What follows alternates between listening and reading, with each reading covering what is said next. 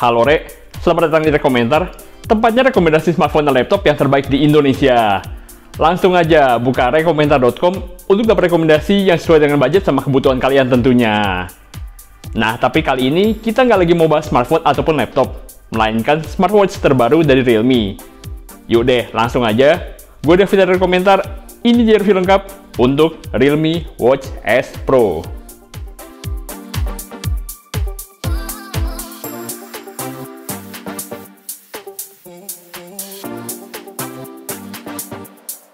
Kalau kalian lagi cari smartwatch, apa aja sih faktor yang kalian pertimbangkan?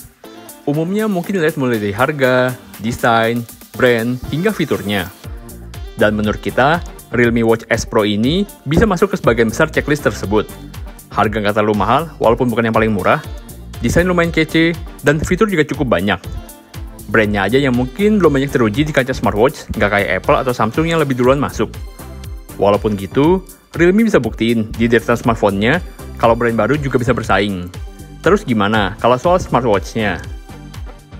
Dengan harga di rentang 1,6 sampai 1,9 juta rupiah, apa aja sih yang bakal kalian dapat? Kotaknya cukup simple, dengan di depan gambar jamnya, dan di belakang ada fitur-fitur unggulannya. Kalau kita unboxing, yang pertama kelihatan jamnya. Kita pinggirin dulu deh. Kemudian ada magnetic charger-nya yang ujungnya USB Type-A.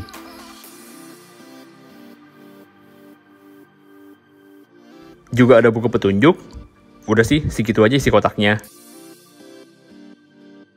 Setelah kita tes selama sebulan pakai, impresi kita soal Realme Watch S Pro ini bisa dibilang cukup positif. Pertama dari segi desainnya, yang bikin kita tertarik buat review, dibandingkan smartwatch lain di kelas harga yang sama di bawah 2 juta. Dengan diameter 46 mm, jamnya kerasa mantep di tangan. Gak terlalu kecil sih kalau buat kita. Walaupun mungkin ada yang lebih senang ukuran kecil juga. Preferensi aja sih ini. Bahan bodinya juga dari stainless steel yang lebih kuat dan kesannya lebih mewah pas dilihat. Lebih glossy juga dibandingkan aluminium. Cuma efeknya jadi lebih berat aja.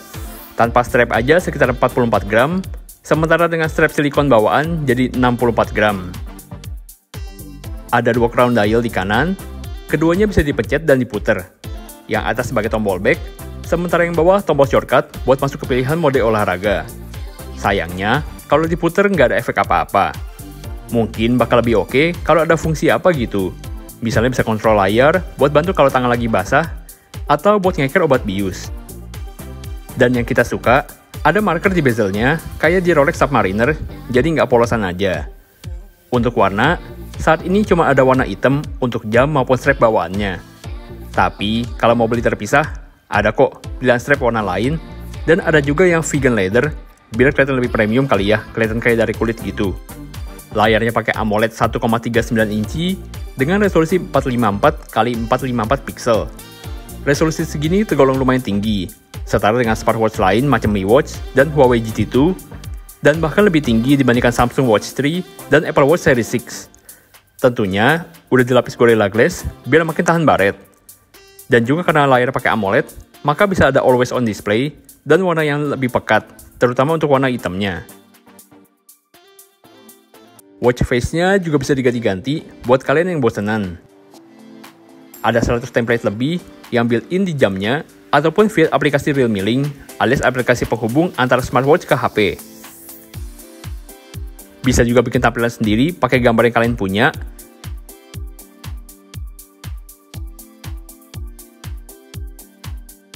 Atau kalau kalian pede dengan muka kalian yang marginal, bisa juga pasang di situ.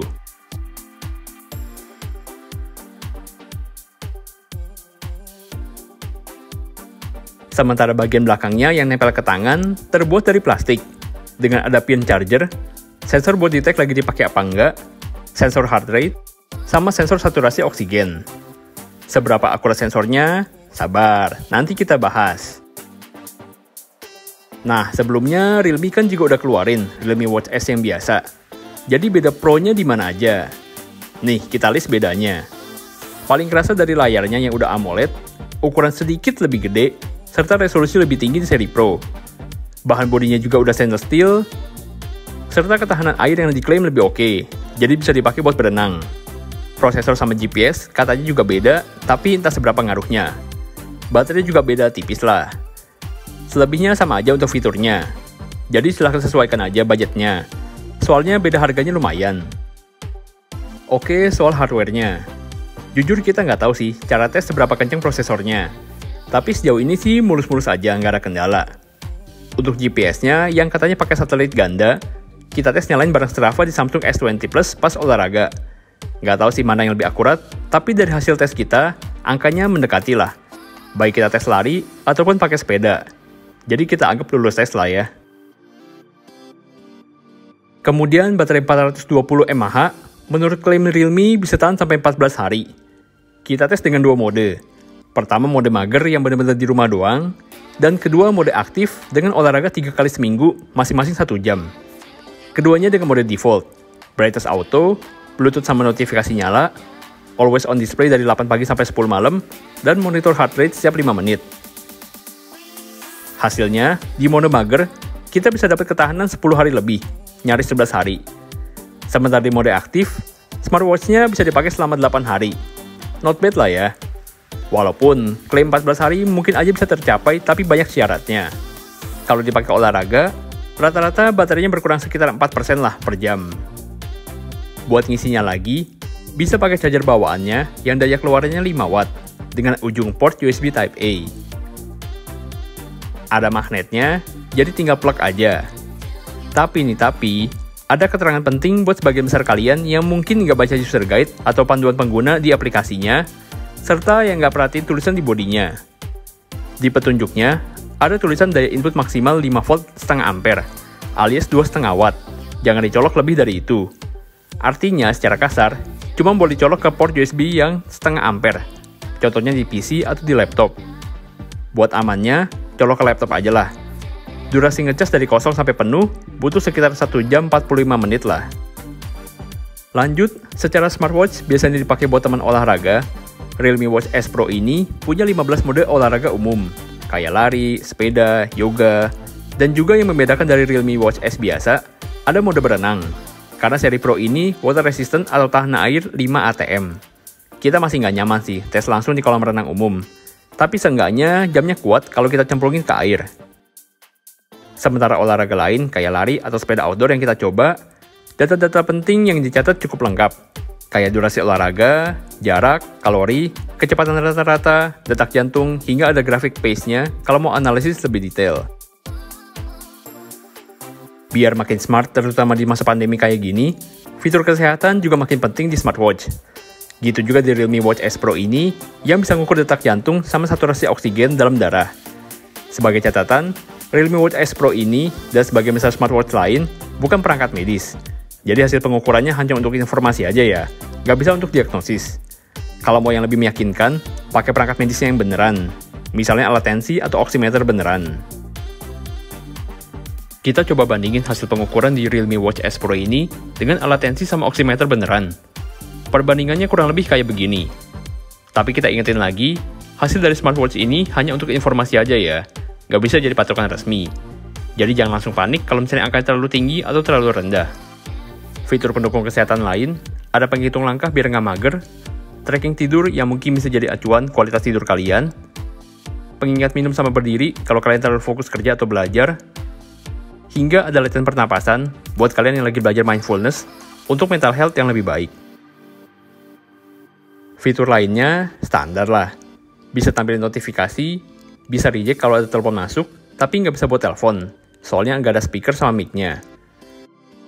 Ada kompas, alarm, timer, stopwatch, gitu-gitu ada. Bisa juga kontrol musik, bisa kontrol kamera juga, jadi remote shutter, dan juga bisa bunyiin HP kalau lagi nyari HP pas lagi nyelip. Desain udah, fitur udah.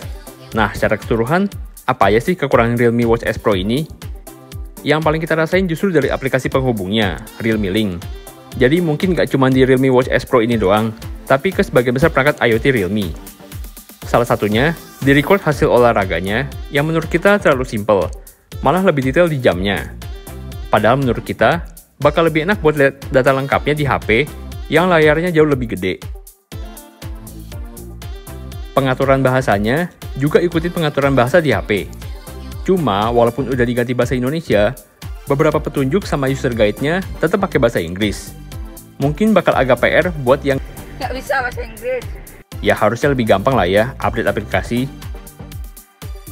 Kalau dari sisi jamnya, sayangnya belum ada speaker sama mic. Jadi nggak bisa buat telepon, voice typing, ataupun pakai Google Assistant langsung melalui jam. Selebihnya menurut kita udah cukup sih kelihatannya.